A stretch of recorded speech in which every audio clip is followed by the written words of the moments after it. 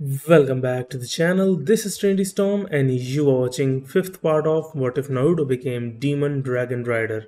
If you enjoyed this video, please like, share and subscribe to the channel. Now wasting no more time, let's start the story. Tayuya sat on her hospital bed and looked between the woman with red hair sitting next to her and the young man with a hood over his head who was standing by the window. So let me get this straight. About 20 years ago, you and Minato Namikaze had a red-haired baby girl whom you named Tayuya. About a year later, that girl got sick and you took her to the hospital. About an hour after you got there, she was reported missing. And you think I'm that girl? She asked, raising an eyebrow. Kushina gave a nod. I don't believe, I know. I can feel that you are my daughter Tayuya, and Danzo took you to use as a bargaining chip against me and your brother Naruto. Naruto looked at Tayuya and gave her a distracted nod. She asked, what's your fucking problem? Before Naruto spoke, they both blinked. Nothing. I was just distracted, he told them as he walked toward them. Naruto was upset because he and Anixia were not getting along very well. He was mad because he knew she was right, even though he thought he and his mother had to do what they did. But also because she seemed to think he thought of her only as a dumb animal, even though she was the one who said that. Tayuya looked at Kushina. I'll admit that some of what you said made sense, but I'll need more than just your word. As far as I know, Orochimaru took me from an orphanage and made me one of his bodyguards. Kushina's body moved. She said softly, please stop swearing. Tayuya blinked. And why should I? This is just how I fucking talk. Naruto let out a soft sigh, and his mother made a small frown. Tayuya, it's really annoying when every other word you say is a swear word. Could you try to talk a little nicer? We're family. Tayuya glared at him. I'll fucking talk how I want to talk, and until you give me more proof than this story, I won't believe you. Me, the daughter of Minato Namikaze? Really unlikely. This made Kushina look down, and Naruto gave her a hard look. He said in a harsh tone, you could at least not make us feel like crap because you don't believe us. Tayuya shook a little because he had a tiny bit of killer intent in his look. Sorry, I don't know what to think here. I'm confused, and when that happens, I get defensive. Plus, I'll never be able to walk again. I didn't mean to take it out on you guys. Kushina just gave her a small smile. Well, I hope I'll have better proof for you soon. I asked Tsunade to compare your blood with mine. Tayuya gave her a look. Well, if I'm your daughter, I hope you don't mind that I'm disabled. I don't want to be a bother to anyone, she said with a bitter tone. Kushina just gave her a hug, which made Tayuya blink and look a little weird. She whispered, I couldn't care less, Tayuya. Just having you back would be enough. Tayuya hugged Kushina in an awkward way, and then pulled away. Before she looked back up, she looked down and twisted the sheets. She looked at Naruto and asked, so? Why are you wearing that hood? Naruto inhaled deeply. I was a ninja from this village, but I disappeared during a 3-year training trip with Jiraiya of the Sannin. I was found by an old hermit who was a warrior from across the oceans. He was one of the few warriors who had bonded with dragons and was allowed to ride and fight with one of them. When one of the eggs he had for me hatched, he trained me to be a dragon rider. After that, I became the demo. Tayuya blinked, and then, with her eyes wide and white, she pointed at him. Holy crap, you're the dragon rider demon? The corner of Kushina's eye began to move. Please don't use bad language, she told them. Tayuya gave her a look. She posed the question, or what? 10 minutes later, Naruto saw Tayuya cough and spit out soap bubbles while Kushina looked proud. Told you. She just gave Kushina a dirty look and then burped. She was about to get mad at Kushina when the door opened and Tsunade with a clipboard came in. She blinked at Tayuya, whose mouth was still full of soap foam. I think I don't want to know. Kushina smiled. Is it done? Tsunade nodded. It is, and the results are almost a perfect match.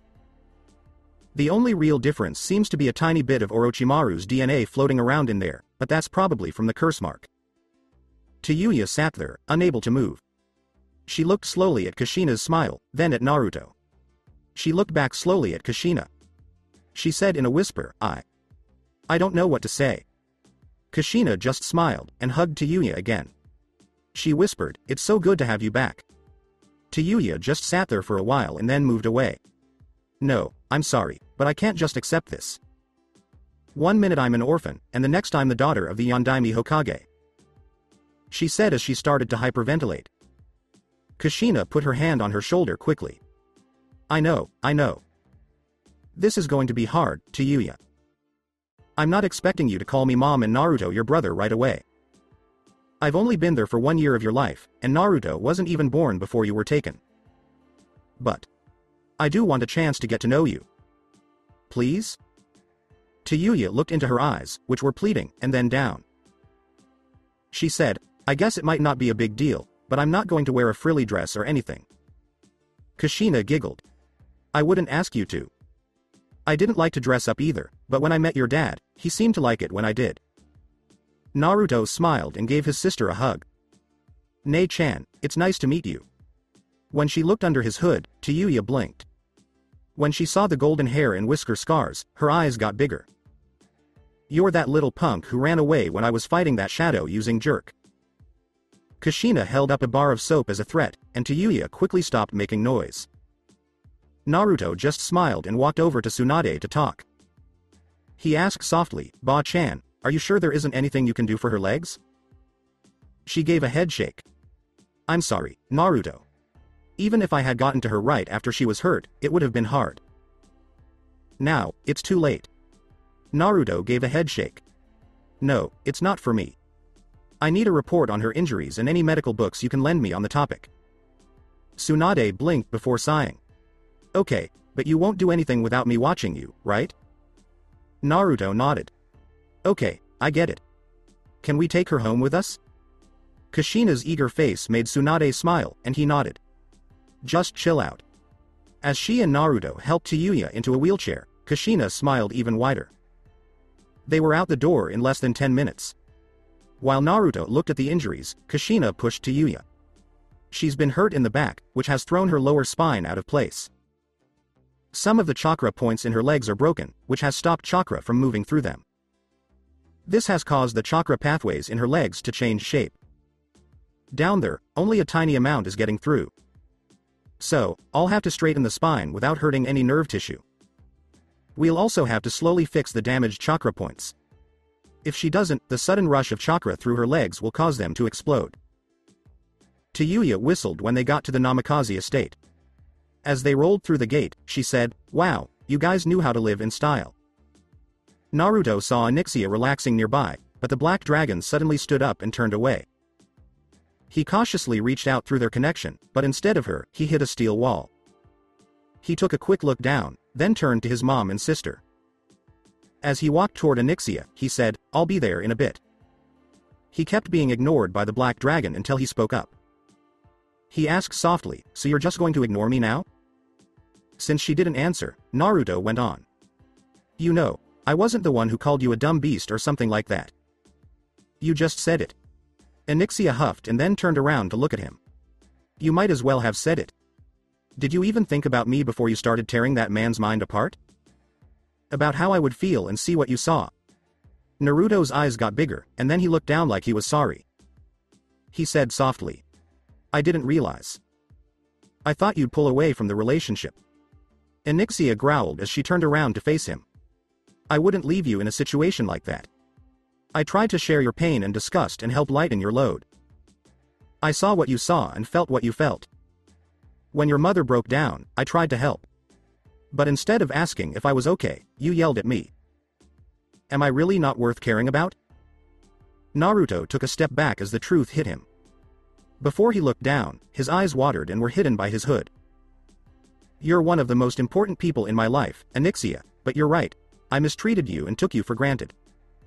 I'm sorry, he said as he turned and walked away. After a few seconds of standing there, Onyxia laid back down. But as she did it, she couldn't help but feel a little bit bad about it. Even though Naruto was in the wrong, she didn't want to stop talking to him. She slowly tried to get into his mind, but found that he had shut her out. She tried again, and her golden eyes got a little bigger, but she still couldn't get in. She moved away slowly and put her head down, feeling very alone. That evening in Iwa, the Tsuchikage studied the battle plans that were in front of him. It was for his most recent and most ambitious plan. One that he thought was needed to get the war moving again. When Kumo was taken out of the war, the powers of Otto and Iwa against Suna and Konoha were at a standstill. Almost all of Konoha's forces were able to form a defensive line that was taking most of the hits from Otto and Iwa. Suna, on the other hand, was able to keep all of Iwa's forces on one front. The Tsuchikage knew that if they wanted this war to end well, they would have to start by destroying one of the defensive line's flanks. They couldn't hit the right flank because they would have to go through Kumo, and Kiri could show up out of nowhere and wipe out that force. So, the plan he was going over now was made by his top military advisors. Scouts had seen that the defensive line on the left flank, near the border between the countries of Fire and Wind, was weak. This was because Konoha's shinobi didn't get too close to Suna's borders, and Suna's shinobi did the same. If a large enough force could break through the weakest part of the line between the two countries, they could go around behind the defensive lines and either destroy Suna or Konoha's forces from behind or just head straight for Suna or Konoha. If they could get one of the villages to give up, they could use that village as a base to attack the other. His military advisors told him that he should attack Suna. If they beat the weaker village, they could use the lands of Wind to attack Konoha from the west and southwest. That would mean that Konoha would have to keep an eye on the north, northwest, west, and southwest. If they destroyed Konoha first, Suna could still protect its north and northeast borders with a defensive line. The Tsuchikage sent the plans to the leaders of his raiding bases and asked the best ninjas from each base to join the growing force. He had also been pulling ninja from his front lines while still making it look like he had a strong force in front of Konoha's forces. Unfortunately, he was making very little progress in putting together his army. That damned demon dragon rider had destroyed 2 of his bases from which he did raids. The last time someone tried to break into his office, the whole village was on high alert. Still, he was sure that he would be able to start this new offensive soon, which would guarantee victory for Iwa and their rightful place as the most powerful of the elemental nations. Konoha, the Namikaze estate. As she tried to talk to Naruto through their link, Onyxia grumbled in worry. She did this because she could tell he was scared and hurting. Still, he didn't think about her at all. She couldn't get rid of his fear or protect him from it. Naruto tossed and turned all night and mumbled to himself. His forehead was wet, and his face was scrunched up in fear. He went stiff, and then, as he was sleeping, he suddenly started crying quietly. On the outside, Onyxia was fed up. She grumbled loudly as she pushed her nose against the window in his room until it and the wall around it broke inwards. Her head slithered in and she looked for Naruto right away. As soon as Onyxia saw that her rider was tossing and turning in a restless sleep, she nudged him and licked his face. She rumbled through their link, "Please, wake up, lil one. Please. Let me in." Naruto jumped up out of bed and gasped for air. He looked around the room and was out of breath when he saw Onyxia. He blinked when he saw how much damage she had done. "Why did you do that?" She yelled at him while staring him in the eye. "You were in trouble and had blocked me out. I did what I had to do to reach you. Why were you blocking me out?" He looked at the ground. He said softly, "I didn't want to hurt you anymore." As she pushed Naruto, Onyxia let out a sad whine. "I'm sorry, Naruto. I didn't mean to make you feel this way. I wasn't saying I didn't want to share your burdens and pains. I was just hurt and angry about what happened, and I added to your pain.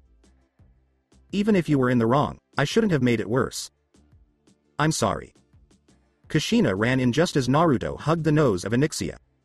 She blinked and then sighed as she looked at the broken wall. She rubbed her eyes and said, "You'll fix that tomorrow." Then she went back to bed. Both Onyxia and Naruto looked at each other and then laughed out loud. They both smiled happily, happy that they had found a way to get along. As Onyxia pulled her head back and moved her body to block the hole, Naruto's smile went away as he remembered the dream. He told his friends that he was the demon dragon rider in his dream. He wanted to make friends with them, but they turned against him and called him a monster for what he did to Danzo. Hinata had said that he was a liar and a weirdo. And all the while, flashes of a dead Danzo laughing at him. Naruto shook with fear as he tried to get those thoughts out of his head. He smiled as he went back to sleep, feeling the comforting warmth of Onyxia's love. Naruto was already training when morning came. He loved getting up early and running in the cool air and dew. He did, however, have a lot on his mind that morning. He learned something from the dream he had last night. Now that the council knew who he was, it might be time for him to tell his friends. When he was done with his workout, he went back inside to eat breakfast. He came home to find his mom making some in a tray nearby. She gave him a smile. I was going to take some up to Tayuya, but she was still sleeping. Can I get you anything? He gave a head shake. No, I'm good. But I do want to talk to you about something after you give Tayuya her breakfast. Kushina gave a nod and went upstairs. While he ate breakfast, Naruto sent a few clones to fix the wall in his room. After about 10 minutes, Kushina went back down. She got a cup of coffee and sat down. Okay, so what did you want to talk about? Naruto inhaled deeply. I'm thinking about telling the rest of my friends the truth. Kushina's eyes got bigger, and she let out a soft sigh. Oh, I see. Are you sure that's a good idea? He took a step back. He told them, they deserve it. They deserve to know the truth about me. Besides, what would happen if they heard it from someone else besides me? Kushina slowly nodded. You're right, even though I don't like it. We should do it so no one can leave without promising not to tell anyone the truth. Naruto was happy. He said, okay. I'll talk to Ba-chan about it. Just as he was done eating, a gong from the gate seal rang out. Kushina answered quickly, and Naruto made sure to cover his face. Kushina soon returned. You've been asked to go to the Hokage's tower for a meeting with the top Junin and Chunin. Naruto sighed and gave a small nod. He said, it's best to get going, and he left while Kushina drank her coffee. After 30 minutes, Hokage's tower. The armored figure of Oni went into the mission room after one of the Anbu told him to go there. Inside was most of the elite Junin and Chunin of Konoha, including Neji and Hinata Hyuga, Shikamaru Nara, Anko Mitarashi, Ibiki Morino, Kakashi Hatake, Kurenai Yuhi, Maeda Gai, and Asuma Sarutobi. Tsunade gave him a nod and pointed to a spot in front of the group of shinobi that was across from her. He quickly took it, and Tsunade looked around at the other shinobi. As most of you know, the war has started to go in our favor. Thanks to the efforts of all our shinobi and the Demon Dragon Rider, we were able to force Kumo out of the war with a plan that weakened their defenses so much that they had to leave. This has also led to negotiations with Kiri, which can either keep them neutral or help us win the war. Tsunade looked at the map behind her as murmurs spread through the room. Unfortunately, this has made our enemy more desperate and dangerous. We just heard about an operation by Iwa that could cause our ally Suna to lose, and Oni will tell you more about it, she said, turning to Naruto and nodding. Naruto moved toward the map and gave it a nod. Okay. On a recent mission to a farming village near the border between Earth and Fire, I was able to pick apart the memories of an Iwa Kunoichi. She and a number of other shinobi from the raiding outpost were going to be transferred here, to a large fortress city about 200 miles north of their border with Wind Country. As Naruto talked, the shinobi began to whisper to each other. Their plan is to punch a hole in the line where it's weakest on our side of the border. Once they've done that, they'll turn west and either wipe out Suna's forces from behind the defensive line they've set up, or they'll go straight for Suna and destroy her village while most of her shinobi are out in the field. There was a Chunin. How do we know they won't go to Konoha or that this isn't a trick? A friend on the front line told me that Iwa hasn't pulled any of their forces back. Naruto groaned. If we hadn't found out, it would have been a brilliant plan. If Iwa attacked Konoha first and won, Suna would be outnumbered, but they would only have to hold their northernmost areas. If Suna falls, however, Konoha will have to watch its borders along Rice Country, Earth Country, and Wind Country. Tsunade took over. I've already talked to our military advisors about strategies. Konoha can't put together a large enough force to fight the Iwa force head-on, and guerrilla tactics won't work because the enemy will want to move hard and fast. So, we've already mapped out all the routes that a large force could move quickly and quickly through. We've come up with 3. She showed them where they were on the map. If Iwa takes any of these routes, they can get from our border with Earth to our border with Wind in 2 or 3 days. I've already told Suna, and they'll probably set a trap to ambush the enemy threat. Our job is to make sure the enemy is so bloodied and tired by the time they get there that they won't be able to fight Suna's trap or defenses. We'll do that by laying our own traps all over these routes. Slowly, the ninjas began to spread out. Hinata took a quick look at Oni and then spoke to Neji, who smiled at her. He looked over at Oni and gave him a nod before he and Hinata left. As Naruto turned to Tsunade, he sighed. Hokage-sama, I'd like to make a request. Could the rest of the Konoha 12 come to the Namikaze compound later today or tomorrow? I'd also like their senseis and the owners of the Ichiraku to be there. Tsunade blinked. Yes, it could be done, but why? He inhaled deeply. I want to tell them something. Tell them about it. Her eyes got bigger. Oh, right. Well, I'm fine with that as long as Jiraiya and I are there to make sure no one talks about it without our permission. Naruto nodded. Of course, she said. Just let me know when they're ready. As he walked down the street, he saw a lot of people moving away from him. He sighed because he knew that word had gotten out that he and Kushina had killed Danzo. Many people looked at him with fear because they knew he could easily get into their minds if he wanted to. He just shook his armored head and went on his way. I just hope that none of my old friends will act the same way. That night, in another part of Fire Country, Suigetsu yelled at Jugo and Sasuke as they sat around a fire, I'm telling you, man, this is pointless. We're never going to find Itachi. Team Habi was still listening to rumors and tips about where Itachi Uchiha was. Several sightings had happened within the borders of Fire Country. That was a miracle in and of itself, since the militia and shinobi both kept a close eye on the borders of Fire Country. At the moment, they were camping outside of the last town that Itachi and his friend Kisame Hoshigaki were seen in. Karen had been sent to some of the places where the villagers got together to talk so she could find out more. Sasuke didn't pay attention to Suigetsu, and Jugo just looked up at the sky. Suigetsu growled, and he would have kept going if someone else hadn't come along grumbling. Karen stomped into camp and threw away the skimpy waitress outfit she had been forced to wear in one of the bars. Damn old men with grabby hands. You owe me, Sasuke-kun. Do you know what it's like to have your ass grabbed by a 50-year-old merchant and not be able to drive a kunai into his manhood? Sasuke rolled his eyes. Did you get any information? He asked, ignoring Karen's shout. He thought she would like it because of how she dressed and how she talked to him when he hired her. She nodded. Yeah, I got the info. A man who looked like Itachi was seen giving something to one of the town's merchants. He then left to go back to his friend. That was 2 days ago, and no one has seen them since. Sasuke nodded. Then we'll go talk to this merchant, he said, and he, Jugo, and a still grumpy Suigetsu all got up. In the town, the merchant was writing down the information Itachi had given him and putting it in an envelope. After that, he went outside, but he didn't notice the 4 shadows on the roofs. He put the sealed letter in a mailbox and turned to go back home. As he did, a large person hit him and threw him into an alley. The huge blade of a sword appeared at his neck, and the young man who had pushed him into the alleyway was holding his arms down. Behind the 2 people holding him down, a third person came up to him. His eyes were red and had 3 black dots in each one. The red-eyed figure looked at the man and said, You know about Itachi Uchiha. Tell me everything you know about him, how often he comes, where he goes, and where he comes from. Speak. The merchant fought and then spat at Sasuke. I don't know what you're talking about, you punk. Sasuke wiped away the spit, then gave him the back hand. I asked you some questions. If you don't answer them, my big friend over here is going to start breaking your arms. When the merchant didn't say anything, Jugo tightened his grip on one arm.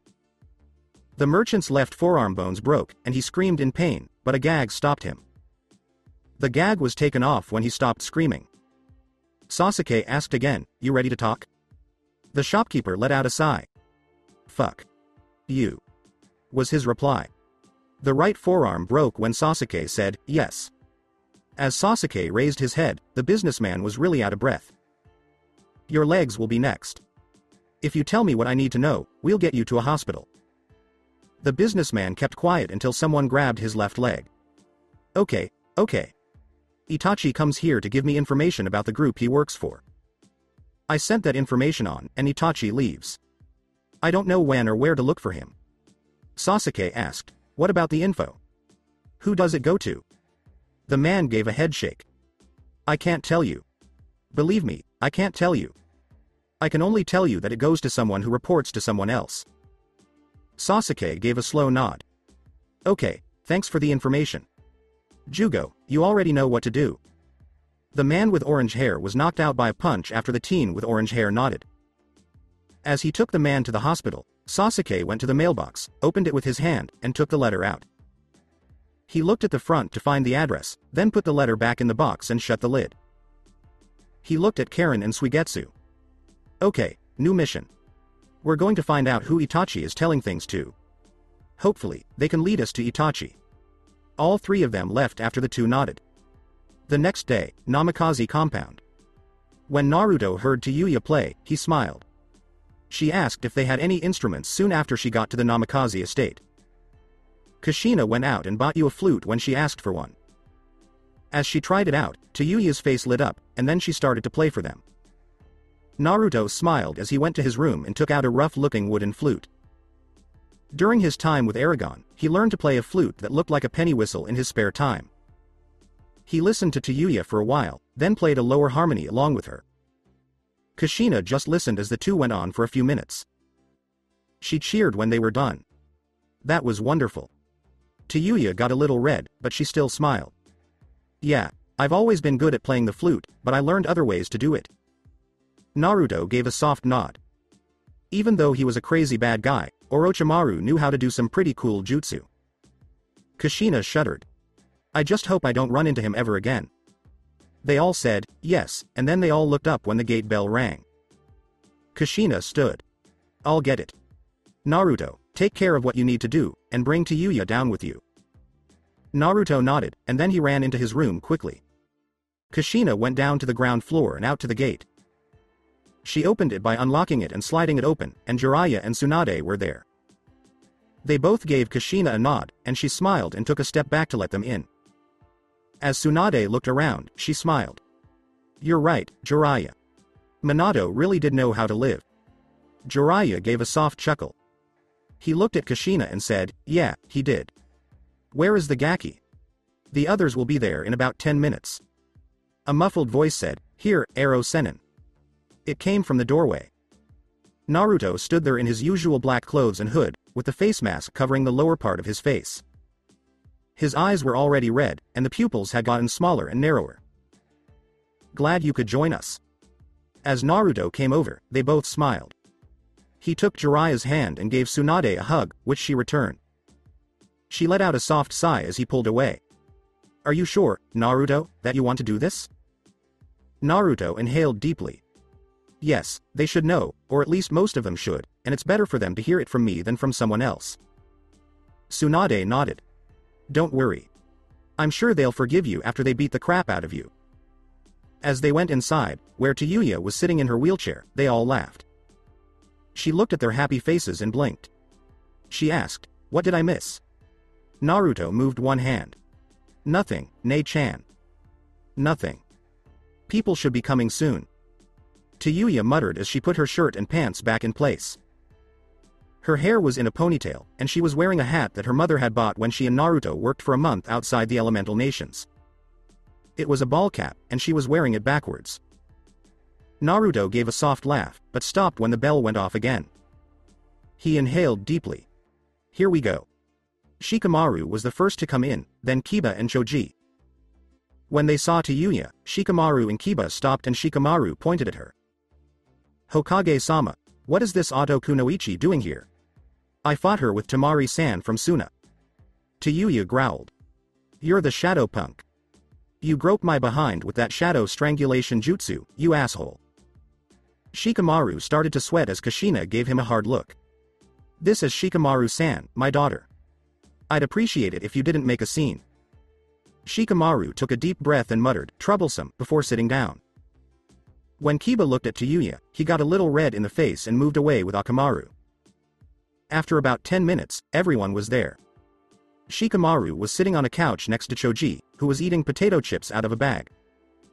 Kiba was standing next to them, scratching Akamaru's ears and sneaking looks at Tayuya. Tenten was looking at Kushina with a bit of a fangirl look in her eyes while Ino and Sakura were looking around the room in amazement. Shino was in a corner looking at a plant for bugs while Neji and Hinata were sitting on a different couch. Next to them was Kurenai, and Asuma stood next to her. Kakashi put his book away and looked around while he thought about the past. Lee and Guy were both doing stationary jogging. Tuchi Ichiraku stood behind his daughter, who sat in a chair. Naruto inhaled deeply. Thank you all for coming. Most of you know that I asked for this meeting with all of you. The reason is both simple and complicated, and it has to do with who I am. Those who didn't already know started to whisper and look at each other. Ino finally said something. But why do you want to tell us? She said, it doesn't make any sense. Shikamaru was looking around and trying to figure out why he would tell us who he was when the only thing we had in common was. Wait, no, that can't be it. His eyes grew wide, and the figure in black laughed. I see Shikamaru is already making a guess. And yes, Shikamaru. You're right. Shikamaru's eyes went wide, and Naruto slowly reached up to his face and grabbed the mask over the lower part. What you're about to see and hear never leaves this compound. If you have relatives on the council, you can talk to them because they know.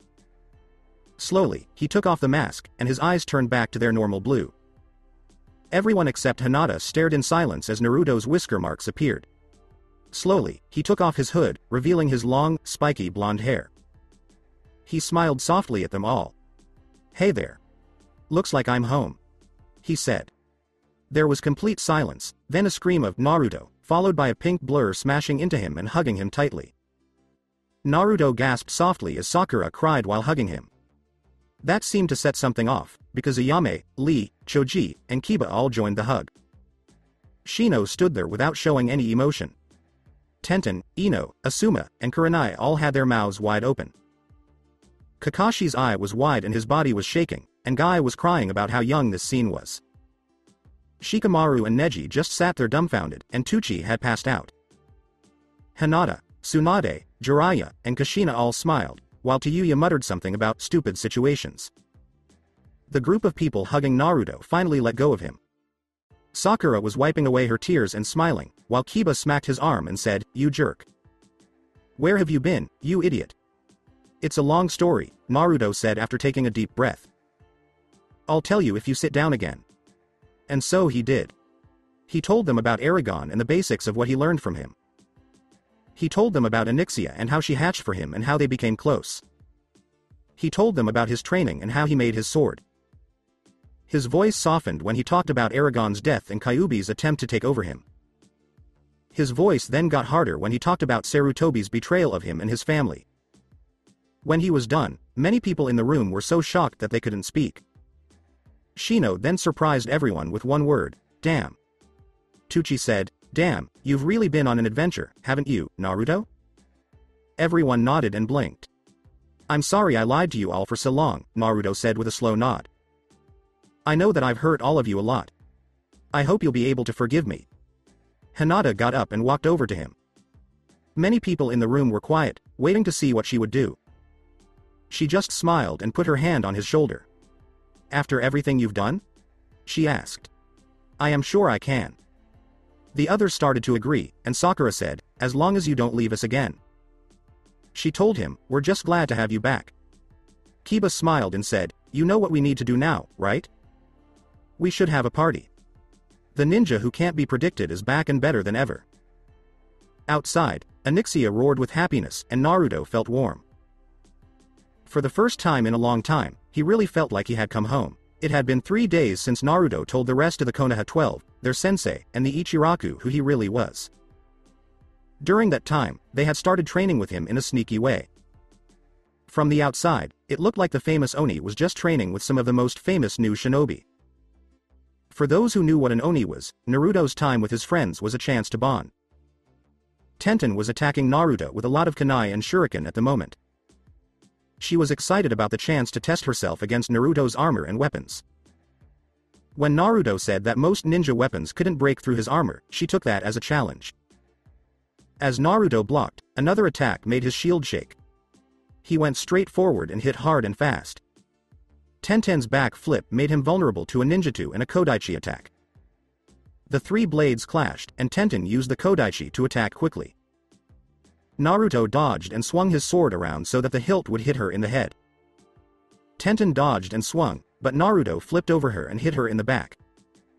Tenten swore as she barely blocked the blow, which was strong enough to make her fall. Naruto moved forward 1 step and swung hard. Tenten's back was bent at a nearly impossible angle before she straightened up and swung. Naruto cursed as he used his shield to block. Tenten smiled and used her ninjutsu to cut hard. Naruto's grip on his sword loosened just a little bit before Tenten smashed her Kodachi up, sending Naruto's sword flying out of his hand. Naruto cursed as he used his shield to block Tenten's attacks over and over again. He turned around and punched her in the stomach with his right elbow. As she fell on her back, he jumped on top of her and yelled, "Gath sem sverd unlam iet." He turned and spun his sword toward him. The hilt fell into his hand, and as he landed, he turned around. Tenten blinked, before grinning. She retook her position and said, "Not bad. You're a pretty good swordsman." If his danger sense hadn't gone off, Naruto would have done something. He moved out of the way when a hooked blade cut through the air above him. Hinata gave Naruto a smirk as she took her place again. "Don't forget that there are two of us in front of you," she said as she gripped her twin hook swords. Naruto held on tight and tried to keep an eye on both of them. Before Tenten and Hinata charged, the three stood there. Naruto used his sword to block Tenten's attack, and Hinata used his shield. He turned around and cut and blocked at the same time, making Hinata jump back and Tenten swear as she tried to get around his shield. Naruto turned around, swung his shield onto his back, and used a strap to hold it there. He then swung with both hands down at Tenten, blocking Hinata's double slash with it. She tried to block, but the force of the blow broke both of her swords. As Naruto turned back to Hinata, she cursed and jumped away. Hyuga, who was dressed in blue, jumped back and linked her swords together. She turned around and slashed at Naruto with a weapon that was now 6 feet long. Naruto ducked, but then he swung up, which knocked the blade out of the way. As Naruto moved toward Hinata, it spun through the air and landed on the ground. She tried to stop him, but the sword she was using wasn't made to be used just once. Naruto knocked it out of her hand in a matter of seconds. He barely touched her neck with his blade. Dead. Hinata sighed as she moved back while Naruto turned, but the butt of a naginata caught her in the chest. Tenten turned her sword around and slashed at him. Naruto swore and took a step back. As the blade went over his head, he turned around and ran away. Tenten went after him and threw the weapon at him. Naruto dropped his shield and grabbed the naginata. This made her eyes widen. With his right hand, he brought the sword down to her neck. Dead. Tenten let out a sigh as she moved away. "Damn, Naruto. I guess the stories about how good you were with a sword are true." Behind his helmet, Naruto gave a big grin. When Hinata joined them with her swords on her back, he said, "You two aren't too bad yourselves." Hinata smiled as she gave each of them a glass of water. Naruto raised his helmet so that he could drink. He asked, "So, what now, ladies?" Tenten grew bigger. "I have to go back to the weapon shop. I have to work there in about 45 minutes. She groaned as some of her joints cracked, then rolled her shoulder. "Seen you both around." As Tenten left, Naruto looked back at Hinata for a moment. "Well, how about you?" She gave a shrug. She said in a softer voice, "I don't really have anything to do except thank you again. You really came through for me." Hinata was no longer the cold-blooded killer Naruto had met at Wave. She had really started to change. Even though she was still pretty rough on the battlefield, she was starting to let her family and friends back in. Something he did for which Kurenai gave him a hug of thanks while Hiyashi and Meiji bowed to him. She was also spending a lot of time with Naruto. Tenten, Ino, and Sakura all thought that her old crush might be coming back. Hinata had said this wasn't true, even though she could feel a little bit of her old crush coming back. No, the dreams were the main reason she spent so much time with him. Even though they had stopped, she would never forget what she had seen. Now, she wanted to find out what was going on from him. When she brought it up, they were walking away from the training ground. "Hey, can I ask you a question?" He nodded. He put up the mask that was Oni the Demon Dragon Rider and said, "Of course, Hyuga-san." She let out a soft sigh. "I've been having these strange dreams, which I guess are nightmares. They stopped recently, but... well, they worry you." He blinked. He sped up and said, "Perhaps we should save this for the security of the compound." Hinata fell in step. Within 20 minutes, they were inside the Namikaze compound's walls, and Naruto's voice went back to normal. "Okay, Hinata. What does this have to do with my dreams?" She took a deep breath and then started to talk. "I've had these nightmares. Most of them involve you in your armor. We'd fight, and I'd kill you. Then I'd take off your helmet and see your face. Your body would call me a monster." She stopped and gave a small shake. Naruto tried to help her feel better, but she stopped him. "Recently, though, my dreams have changed. I find myself in the sky, flying through the clouds. When I look down, I see these mountains and all these dragons in their nests. I land among the nests and walk up to this one where a blue egg is. I start to reach for it, and then I wake up." Naruto just stood there while she talked. As he did this, he could feel Onyxia pulling at his thoughts. "I think she might be the one, Naruto." Naruto put his finger up to show Hinata that she should wait. "Do you know for sure? I mean, the dream sounds like it could be true, but she has a lot of problems. Some of these things make me hesitant to give her power." He could hear Onyxia's voice in his head. "It's not your choice, is it? It's up to the dragon inside the eggs. Why don't you see what the egg thinks?" Naruto said, "Yes," and looked at Hinata. He turned toward the door and said, "I think I might have the answer to your dreams. Come with me." Naruto took her to the Namikaze compound and down to the basement. He stopped in front of a room that had security seals all over it. "Hinata, what you're about to see and hear stays in this room. If you can't promise me that, I can't let you in." Before she nodded, her eyes got bigger. "I get it, and I'll keep my word." Naruto took a deep breath and then opened the door by removing the seal. Hinata went in with him. The room was almost empty, except for a few seals that were giving off heat. There was a pedestal in the middle with a cushion on it. On this cushion was something big. It looked like a stone that was dark blue. Hinata's eyes got big when she saw it, and then they got a little blurry. She walked in slowly. "Is this the egg I saw?" she asked in a whisper. Hinata didn't see Naruto nod, though. She was almost hypnotized by the egg as she walked toward it. Naruto watched her stop in front of it.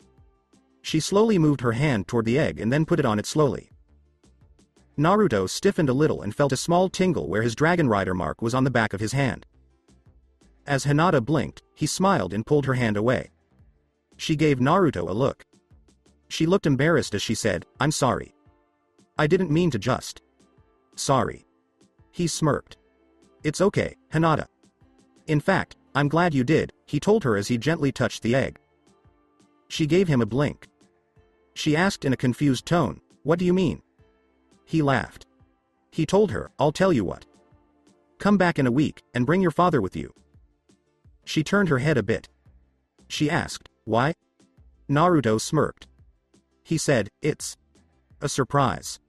She blinked before sighing. She looked at the egg again, patted it gently, and said, "All right, then." Then she turned and left the room. Naruto just gave the egg a smile and went after it. County line between fire and wind. A dry wasteland marked the border between the windswept deserts of Wind Country and the deep forests and rolling farmland of Fire Country. There were not many plants there, mostly hardy little bushes and an old tree here and there. Here is where Suna's best soldiers had gathered to build the defenses that would be used to wipe out the Iwa attack force. On the other side of the border, some Konoha trap experts were setting up underground explosive tags, entrapment tags, and stun tags. They would move slowly from the border up the paths that Iwa's forces probably took. Along the way, they would warn nearby villagers and set up bridges to be blown up. The point where Iwa's forces would break through the Konoha-Suna defense line was watched by scouts. They would send summoned messengers to Konoha and Suna to tell them to be careful. Then, shinobi from Konoha would attack the Iwa force along its right flank, back, and front, until they reached Wind's border and the new defense barricade there. Jiraiya laughed as he saw a group of Konoha ninjas set up some seal tags that he had made. When these ones were set off, they would send out senbon needles, kunai, shuriken, and other weapons in a storm. Jiraiya had told them to be set up so that they could go in different directions. So when they were set off, they would attack any ninjas who were nearby or still coming. He turned around to look at the border, where the Suna nins were. Kankuro, Gaara's older brother and the Kazekage, was leading them. He took a deep breath and turned around to face the north. This is a very risky plan. If Iwa goes somewhere we don't want them to go, we'll be in a lot of trouble. Asuma Sarutobi nodded. I agree. If they go in a direction we don't want, it'll be a real mess. Jiraiya nodded softly. Okay, I need to go ask one of my contacts for some information. Can you take care of things here until I get back? Asuma nodded. Okay, Jiraiya-sama. I'll keep things going here. Jiraiya turned around and started going north. He hoped that one of his most important spies would have something new to tell him. In the country of Northern Fire, Sasuke looked up at the building he was standing in front of with his friends.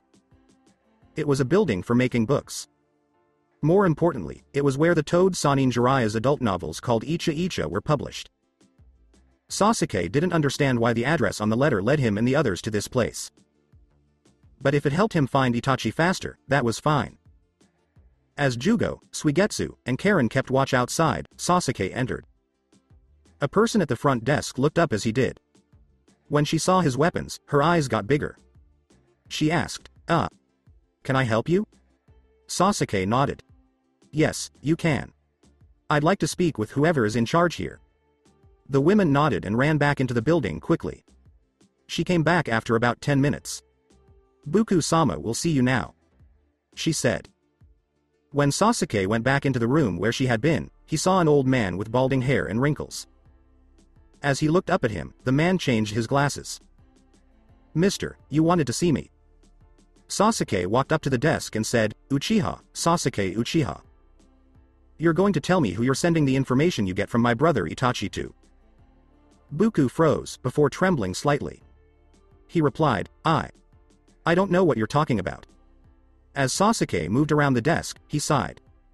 Don't act like you're not smart. Your body tells the truth.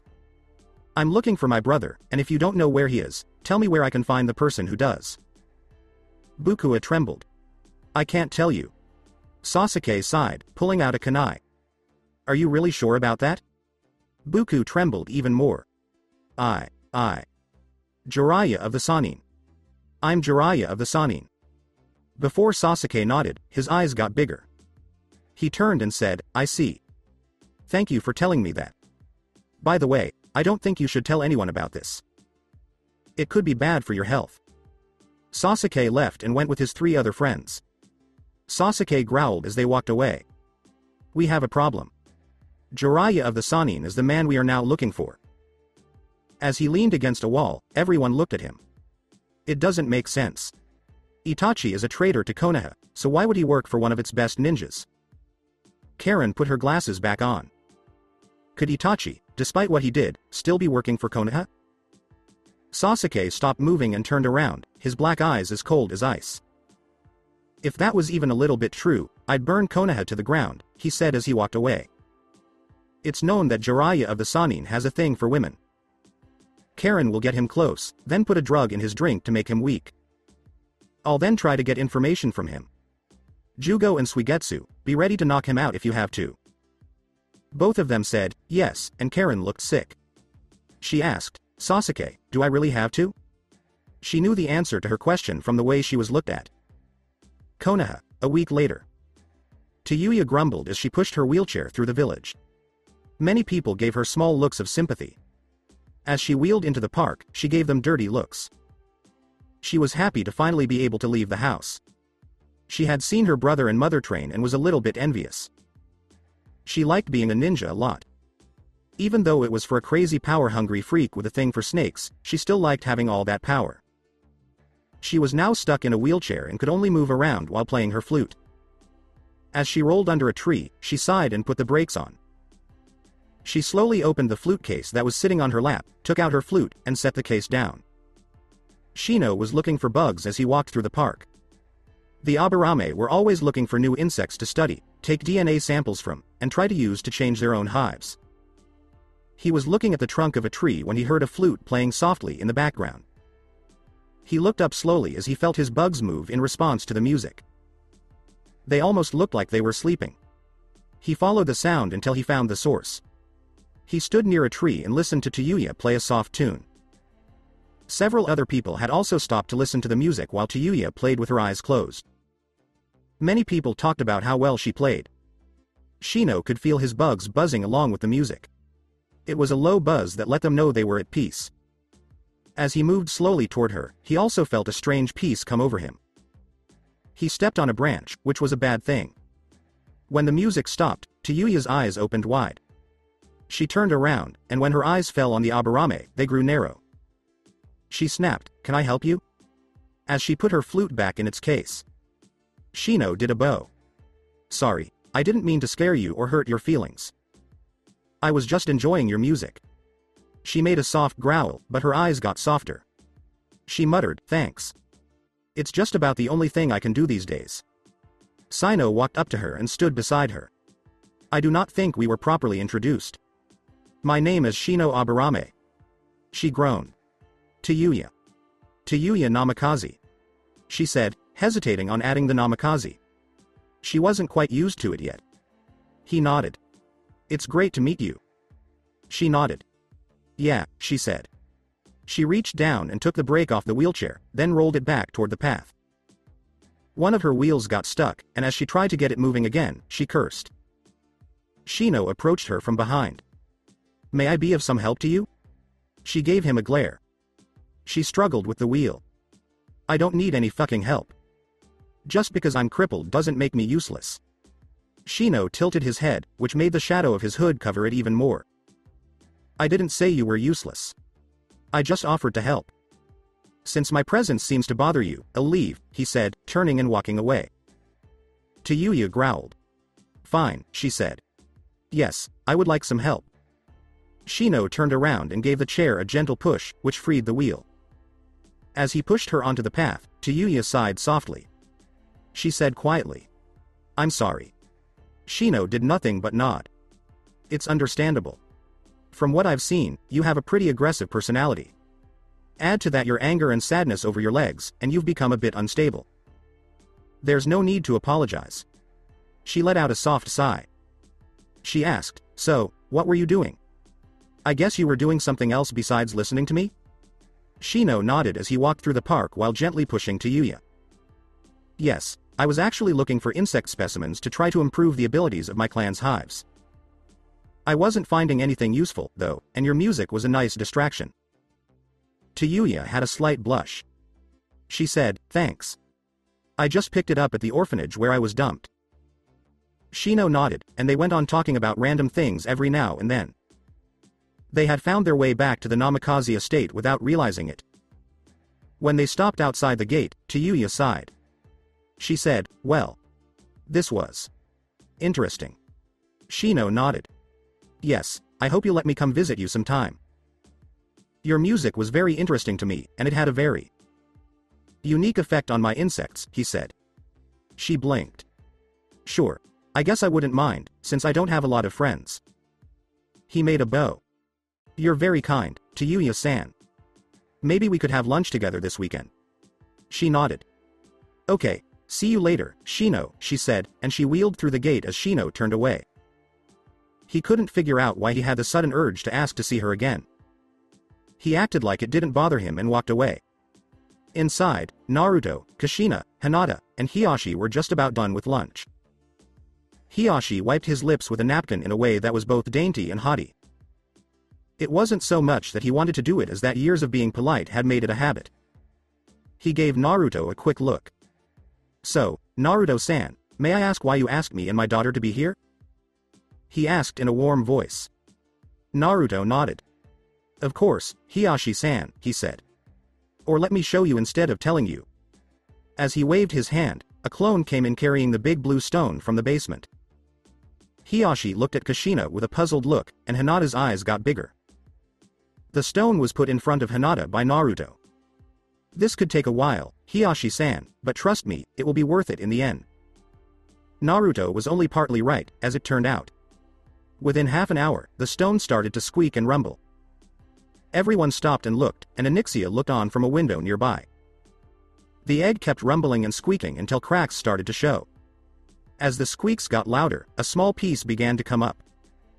Hiyashi stood still and watched with his eyes wide open. Hinata could feel something growing in this place. She didn't know if she was scared, happy, or satisfied. At last, a snout like that of a reptile poked through the new hole in the top of the egg.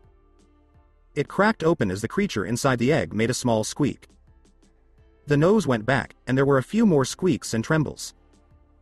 The egg was then broken open, and a dark blue baby dragon rolled out and landed on the table. Everyone looked at the small dragon as it lay there and shook and blinked. It slowly stood up on wobbly legs and then fell down with a squeak.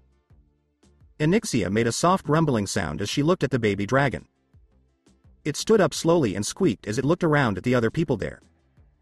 It turned its head as it looked at Hinata. It moved slowly toward her and sniffed her hand. Hinata was looking at Naruto, who was smiling.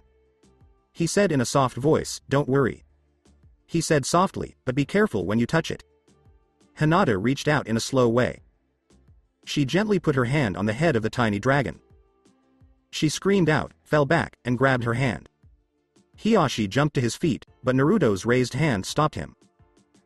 Hinata was out of breath and had her hand on her chest. Naruto walked over and took her hand with care. A white oval was starting to form on her palm. Naruto was happy. He said softly, "The Gedway Ignatia, shining palm, which means it is true." Hinata was panting. She asked, "What? What the hell was that? And what's this?" The small dragon hopped down and chirped as it got closer to her. As it pawed at her, she blinked. She reached down and carefully picked it up. The blue dragon climbed up on her chest and curled up. Hiyashi looked at Naruto. I'm afraid I don't understand," he said. Naruto looked at him. "Hiyashi-san, that's one of 2 dragon eggs that my sensei Aragon found. The other one turned into Onyxia, but this one turned into Hinata." Hinata and Hiyashi both stopped moving, and Naruto just nodded. "Yes. Now Hinata is a dragon rider." Hinata's eyes got really big. What? He gave her a smile. "You're a dragon rider like me, Hinata. That's your dragon." Hinata looked at him and then at the dragon, which blinked at her. It made a noise at her. She slowly looked back up, and as she sagged over, her eyes rolled back into her head. Naruto closed his eyes and then laughed. "It wouldn't be Hinata if she didn't pass out," he said, then turned around to see Hiyashi also out. Kushina laughed, and Onyxia laughed out loud. Naruto smirked. He took a sip of sake and said, "This should make things very interesting now." Hinata was sitting in the study of the Namikaze estate and absent-mindedly stroking the back of the blue dragon that was in her lap. She whispered, "So you're telling me I'm like you?" Naruto, who she was talking to, did nothing but nod. "Yes, in a way. You are now a dragon rider." Hinata looked at her dad, who was sitting there like he was out of his mind. He finally got over it. "What does this mean, Naruto-san?" Naruto inhaled deeply. "Well, that's the problem. As Hinata's bond with her dragon grows, she'll get stronger, faster, and more agile. She'll also be able to use magic, just like me. But there are some things that aren't so good." He told them more when Hinata and Hiyashi looked at him with questions. Because she is bonded to her dragon, she will also live a very long time. She will still age, but she will live for many more years than usual. Hinata's eyes got big when she heard this, and Naruto went on. "She isn't immortal, but most illnesses and diseases won't hurt her. Also, becoming a dragon rider makes her a target for enemies and people who want power. Since Hinata is a Konoha shinobi, I'm afraid that some of the less trustworthy people in Konoha could use her to get power." Haishi's eyes got a little bit smaller. He said, "As head of the clan and her father, I would never let that happen." Naruto nodded. "I know that, Hiyashi-san. But the elders of your clan might not agree with you. They could get rid of you and sell Hinata's skills to the highest bidder. That's why I want to ask Hinata to do some things." He gave Hinata a look. "Hinata, I know this is a lot to take in, but this dragon chose you to be its rider.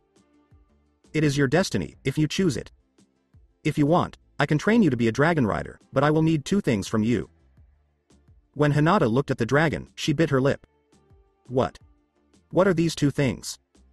Naruto stood up slowly. "One would be for you to move into the Namikaze estate, which would protect you from people who would try to use you for their own benefit. The other thing, and I almost feel bad asking this, is that you also retire as a Konoha shinobi when we reach a certain point."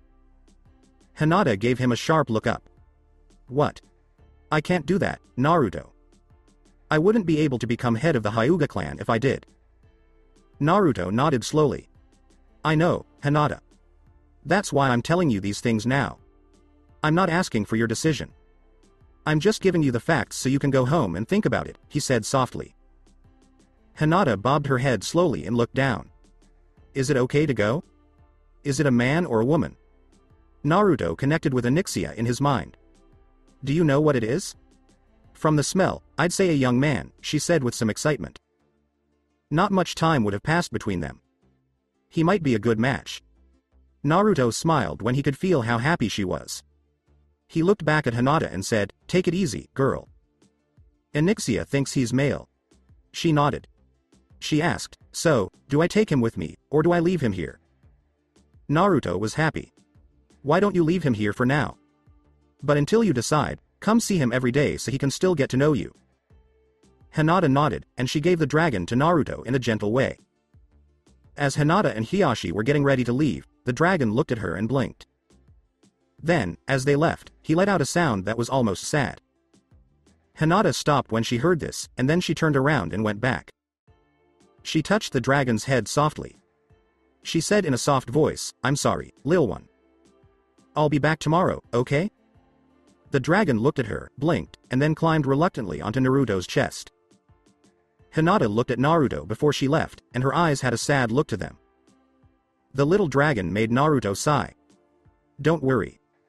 She'll be back tomorrow, and I think she'll agree to my terms," he told her as he took the dragon to a safe place. As he watched the dragon curl up on a pillow in the room he had set up for him, he sighed and thought about the one person he still had to tell his secret to, Iruka. When he got everyone together to tell them, his old teacher from the academy was on a mission. But Tsunade had just told him that Iruka should be back soon. He smiled as he put on his robe with a hood and pants without sleeves. He felt like a ramen run. It would be funny if the man Naruto was thinking about happened to be sitting at Ichiraku. Iruka Amino, one of Konoha's new rising Junin, was taking part in a ritual that he had started after Naruto died. He would go see Ichiraku at least 3 times a week and think back to all the times he had made ramen for the blonde genin. He sighed as he ate and looked down.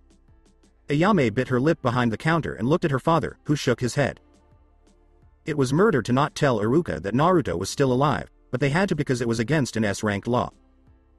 But Ayame's worry went away when a figure with a hood came into the stand. As she walked over to the new customer, she smiled. She asked with a smile, "What can I get you?" When he saw Iruka, Naruto stopped, but he shook it off and sat down. He moved around in his seat and said, "Yes, I'd like 1 bowl of miso beef ramen." Iruka took a quick look at the figure and tensed up a little. "Aren't you him, the demon dragon rider?" Naruto nodded. "I am," he said, and he pulled down his face mask to show a second one with a hole for his lips. He started to drink the water that Ayame gave him. "Who are you, anyway?" Scared, the man went back to eating. "Iruka Amino, Junin." Naruto swung his head around. "I've heard of you. You used to teach at the academy, and then, 4 years ago, you became a Junin, right?" Iruka nodded, and Naruto went back to eating. "What made you change? From what I've heard, you really loved being an academy teacher." Iruka let out a soft sigh. "I lost someone I thought of as a little brother or even a son. He was one of my students, and I could relate to him because I was just like him when I was younger. When I heard he died, I couldn't take the pain. I quit the academy as soon as I could, went back to field duty, and became a Junin. Now, every time I go on a mission, I fight hard to make sure that more young kids can grow up and fulfill their dreams." Behind his mask, Naruto gave a soft smile. "This student. He wouldn't happen to be Naruto Namikaze, would he?" he asked. Iruka glanced at him. "Yeah. He probably would be." "Then you'd be glad to hear that he's still alive," Naruto said as he finished eating. In an instant, a kunai was put to his throat and he was pinned against the wall. Iruka was only a few inches away from Naruto's face, and he was giving him an angry look. Iruka growled, "Don't you dare make jokes about crap like that. Don't you dare." Naruto just smiled under his mask. "Tell you what," he said as he put money down and left, "finish your food and meet me at Training Ground 12. It took him a while to get there. And it only took Iruka 20 seconds to get there after him. Naruto nodded. "Wow, that happened so fast." Iruka growled. "You have 30 seconds left before I start breaking you up." Naruto let out a sigh as he took off his mask and hood. When he looked up, his blonde hair, blue eyes, and whisker marks were all on display. Is this enough proof? Iruka's eyes got bigger, and he let out a growl. You might just be in a hench. Tell me or show me something that only the real Naruto could know or do. Naruto blinked, before sighing. Okay, how about this? He suddenly vanished in a cloud of smoke and was replaced by a female version of himself wearing the same clothes but with blonde pigtails and clothes that stretched over her body. Is this proof enough, Iruka-sensei? He or she asked in a voice that was half flirty and half serious. Iruka's eyes got bigger when she got a small nosebleed. Before passing out, he whispered, Naruto. Naruto pooped again and went back to his old self. He put his mask and hood back on. He laughed and said, yep, that did it. Though he seems to have built up some resistance to it. As he sat down, he sighed, and Kyuubi laughed out loud inside him. She laughed and said, I can't believe he fell for it. It's amazing. Naruto, too, laughed. That was not bad. I don't know how he got stronger though. He blinked when he heard footsteps. He grabbed one of his two long knives, but when he saw who it was, he put it down. Anko-san, he said, but then he had to dodge a few kunai. She yelled, what did you do to my Iruka-kun? As she threw snakes at him from her sleeve. As he jumped over them, he swore. I just told him something, that's all. He shouted as he rolled to one side and barely avoided a Tsunade-style punch to where he had been standing. Anko turned around and was about to throw a bunch of shuriken when she was stopped by another hand. Iruka was sitting up and had her hand in hers. It's okay, Anko. He just told me something surprising. Anko blinked once, then put her weapons away. She said, okay, as if nothing had happened. She sat down on his lap and kissed him out of the blue. She said, missed you, honey. Iruka smiled, but Naruto's look of surprise made her blink. He asked, you ended up with the crazy proctor lady? Anko blinked. Wait, she said, only one person ever called me that. She looked at him, then at Iruka. If this isn't the demon dragon rider, who is it? Iruka and Naruto looked at each other, and Naruto slowly nodded. Iruka inhaled deeply. This is Naruto Namikaze. We were all told he was dead, but he's not quite as dead as we thought. Anko blinked, then looked at Naruto, who nodded. She blinked and shrugged. She said, whatever. It doesn't matter to me, and then she hugged Iruka again. Naruto blinks. He looked at the two of them and said, well, she took that pretty well. He asked, so when did this happen? Iruka turned red, and Anko laughed. She said, oh, that happened a long time ago, maybe a year or two after. Well, after you disappeared. He nodded. Okay, are you going to tell me the story? When Anko opened her mouth, Iruka's lips took hold of it. She let out a gasp before her mind went blank and she shut her eyes. Naruto's eyes got really big, and he just stood there and watched as the figure of his older brother almost sucked Anko's tongue out of her mouth. When they were done, Iruka stepped back and held Anko in his arms. She had a big smile, and her eyes were all over the place. She laughed in a dazed way. Iruka looked at Naruto, who was looking at her with wide eyes. He blinked. He asked, so? You're still alive, right? Naruto nodded. Yeah, I am. Iruka grinned.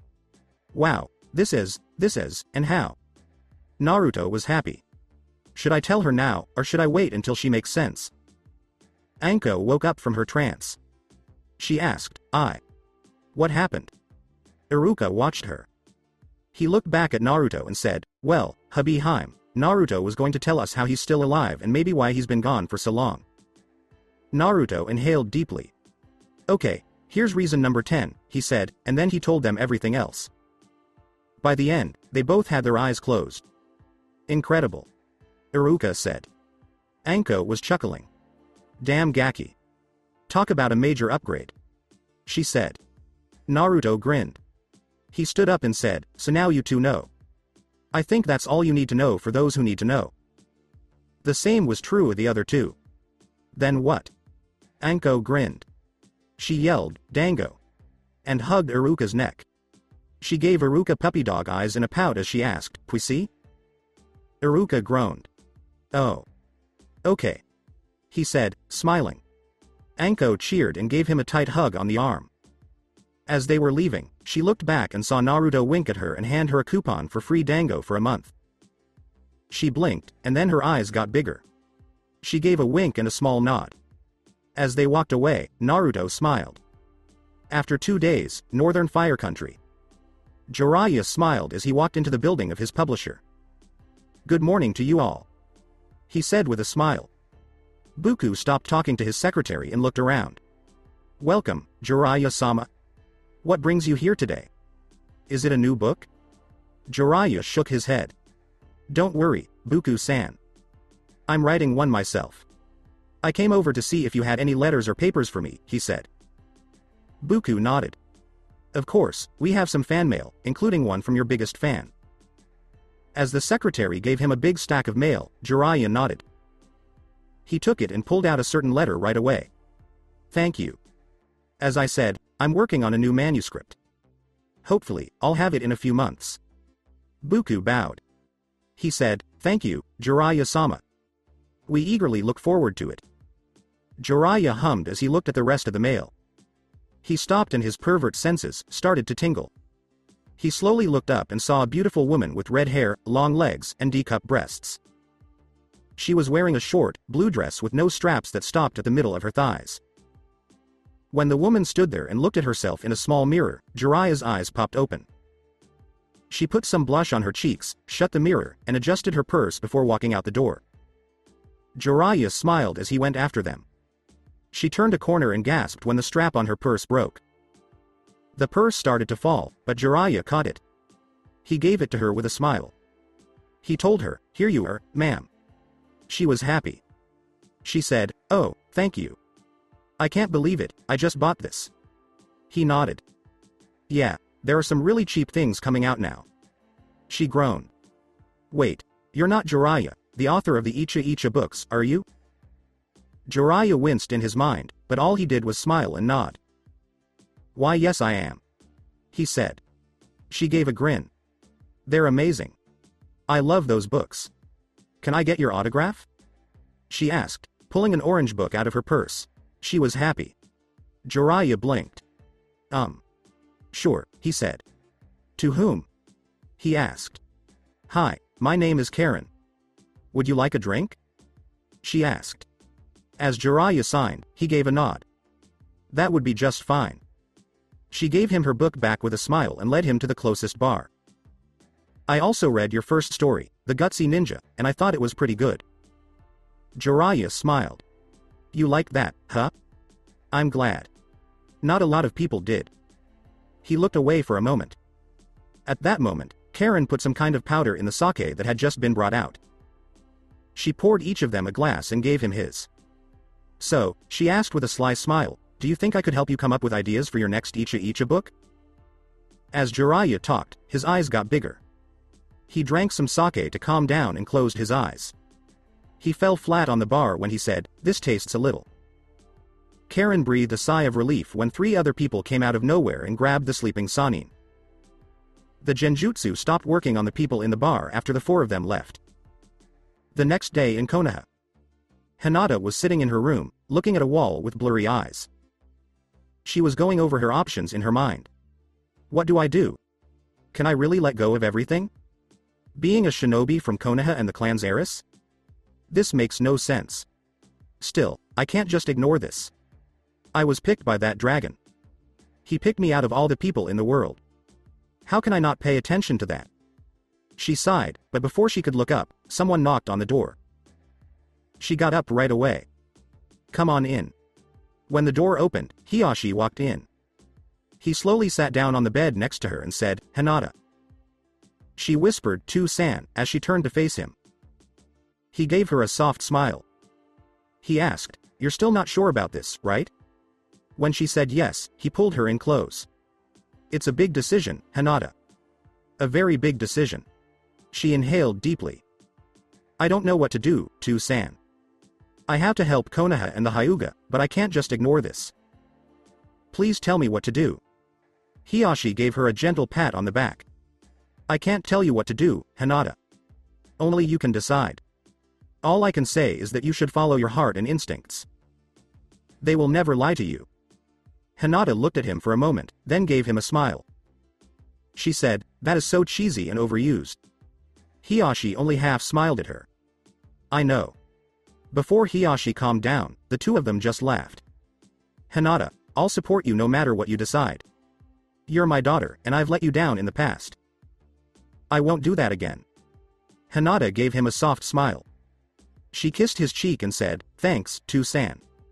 She said, Things have been too crazy lately. First the Dragon Rider shows up, and then he turns out to be a very much alive Naruto.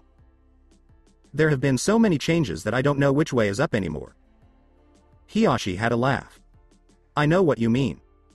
That's been happening to all of us lately. Hinata groaned. Thanks, Dad, but I still have to think about this.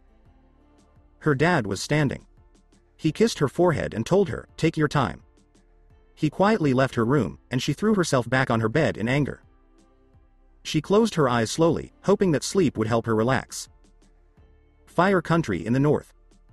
As Jiraiya slowly woke up, he groaned. Someone stopped the guy with the big club, he muttered as he tried to rub his head but found that his arms were tied to a chair. His legs and chest were too. Slowly, he looked up and saw that he was in a dark room. Only a few dim torches along the walls provided almost any light. He took a deep breath and tried to use one of the most basic escape techniques, but his chakra was all wrong. He tried over and over again, but every time he failed.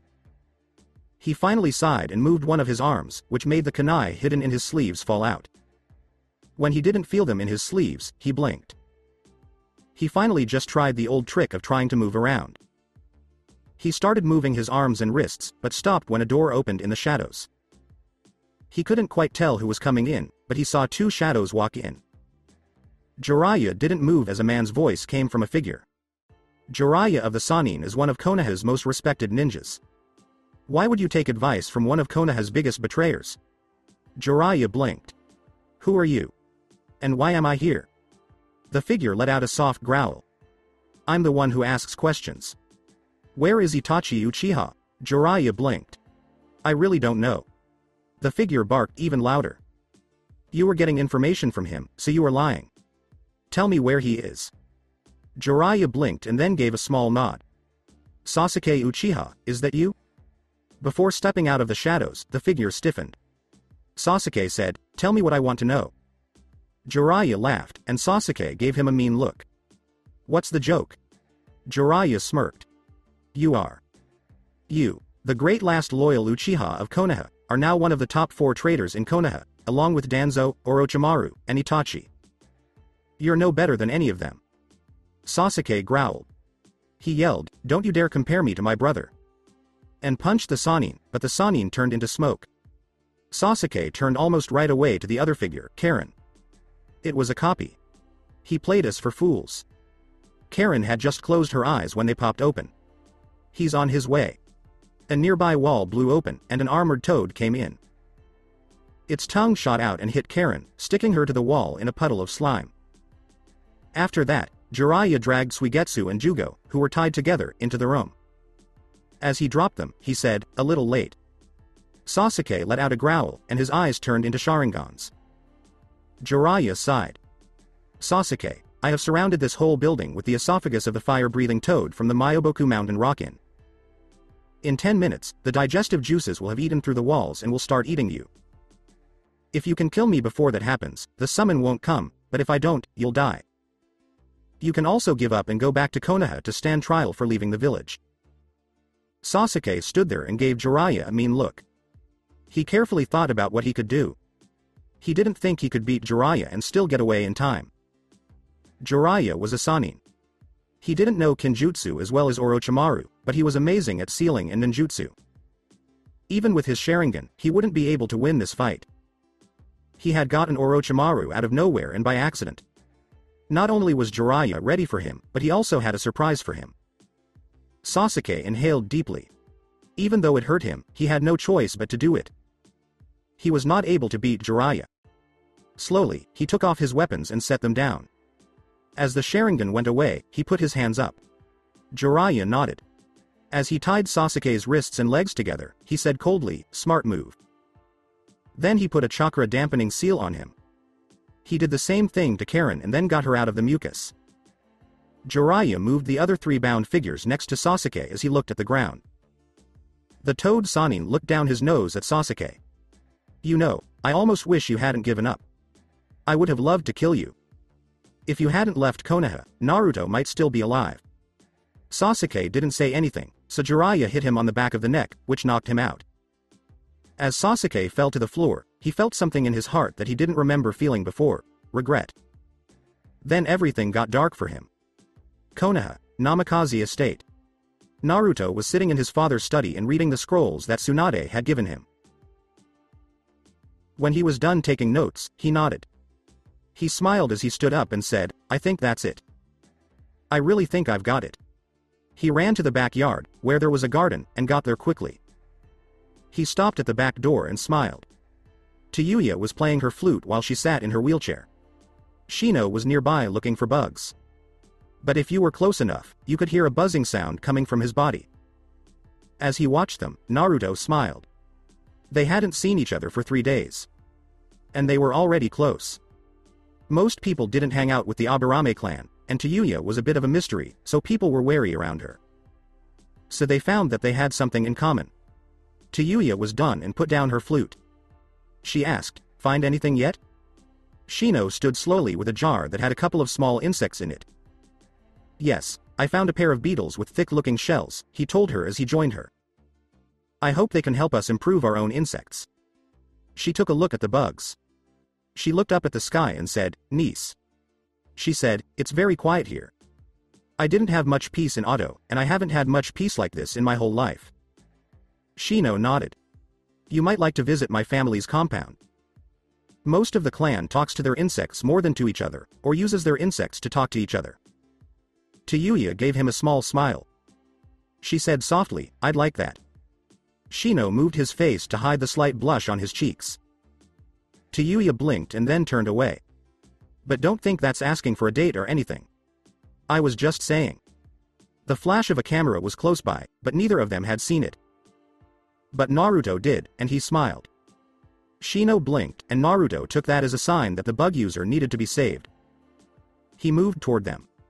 He smiled at them and said, Shino-san, and Chan. Shino gave him a nod.